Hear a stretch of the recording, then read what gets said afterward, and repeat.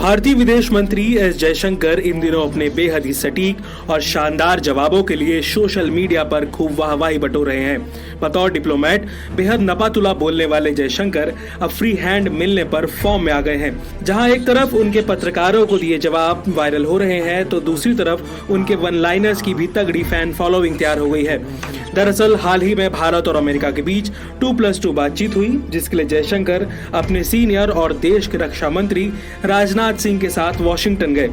वहां कई ऐसे मौके आए जब जयशंकर ने भारतीय हित को सबसे ऊपर रखते हुए मीडिया की आशंकाओं को सिरे से खारिज कर दिया। इसी दौरान अमेरिकी विदेश मंत्री एंटनी ब्लिंकन ने भारत में मानवाधिकारों के हनन का जिक्र किया, जिस पर जयशंकर ने जो जवाब दिया वो अब सोशल मीडिया पर वायरल हो गया है। दरअसल जयशंकर ने अपने जवाब में कहा कि भारत भी अमेरिका में मानवाधिकार के हनन को लेकर चिंतित है।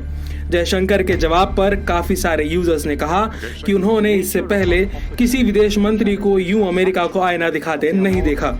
इसके बाद जब दोनों देशों के रक्षा और विदेश मंत्री मीडिया के सवालों के जवाब दे रहे थे, इसी दौरान जयशंकर से एक सवाल पूछा गया कि भारत ने रूस से तेल और गैस की खरीद को क्यों जारी रखा है, जबकि उसने यूक्रेन में युद्ध छेड़ा हुआ है।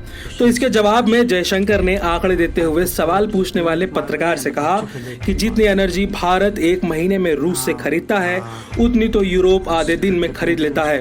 तो इस पर सवाल यूरोपीय देशों से होना चाहिए। I noticed you refer to oil purchases. If you are looking at energy purchases from Russia, I would suggest that your attention should be focused on Europe, which probably we do buy some energy which is necessary for our energy security. But I suspect, looking at the figures, probably our total purchases for the month would be less than what Europe does in an afternoon. So you might want to think about it. आपको ये खबर कैसे लगी हमें comment करके बताएं और इसी तरह के वीडियोस के लिए देखते रहिए